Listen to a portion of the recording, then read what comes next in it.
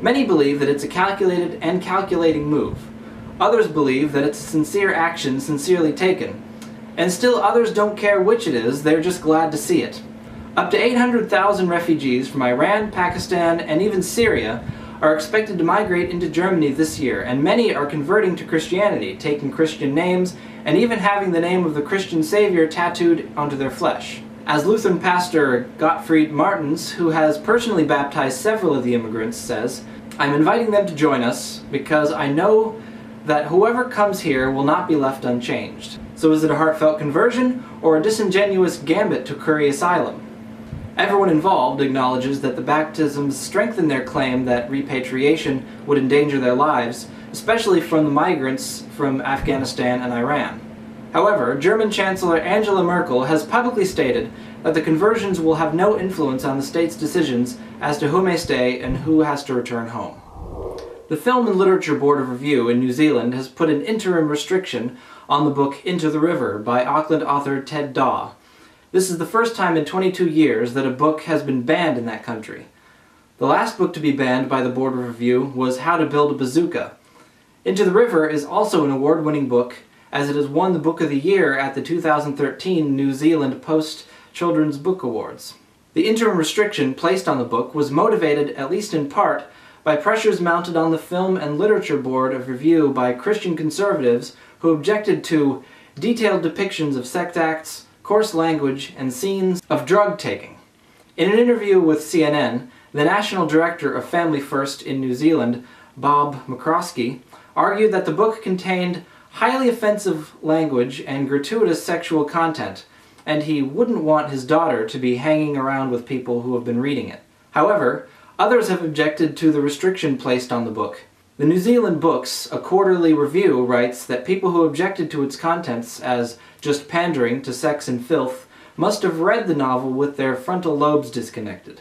Bernard Beckett, an author, said in a statement that the issue of cultural disconnection and institutional racism for young Maori men is one that needs to be explored in an authentic manner. It's the sort of shock I'd like us to tolerate. It speaks to the state in our society that this aspect of the book was largely overlooked in our glamour to excite ourselves over cursing and ejaculation. The author of the book has also spoken out against the ban. He says, "The book was never about sex and drugs, it was always about bullying people and how that damages people for the rest of their lives. That is really the underlying theme. Everything else is just trappings that go along with that." The New Zealand Booksellers Association placed a notice on their website that individuals who sell the book face a fine of up to $3,000, while businesses face a fine of up to $10,000.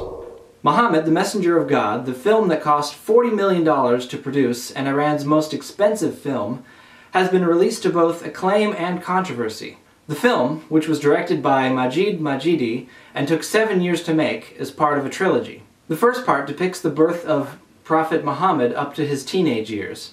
The second depicts life from his teenage years up till the age of 40, the age where, according to the Quran, he became a prophet. The third and final part depicts his life from the age of 40 onwards. There is a huge controversy and divide in the Muslim world about the depiction of the Prophet and his companions. It has been observed that the Shiite Muslims are generally more relaxed about the depiction of the Prophet and his companions than Sunni Muslims. According to Middle East Online, while many planned showings of Muhammad in Shiite-majority Iran have already sold out, in the Sunni Muslim world, the production has triggered controversy. The director of the film says that the aim of his work, the first part of the trilogy, is to reclaim the rightful image of Islam, which he says extremists have distorted. He is noted as saying, "Unfortunately, at this time, the impression of Islam is of a radical, fanatical, and violent religion, which is not what it's about. The barbaric acts of terrorism conducted by terrorist groups under the guise of Islam are not related to Islam. Islam is a religion of peace, friendship, and love, and I tried to show this in the film." The film, which has been described as visually stunning and intensely emotional, was shot by three-time Oscar-winning Italian cinematographer Vittorio Storaro. The score was devised by two-time Oscar-winning Indian composer Allah Rakha Rahman. The film also features some of Iran's top actors and actresses.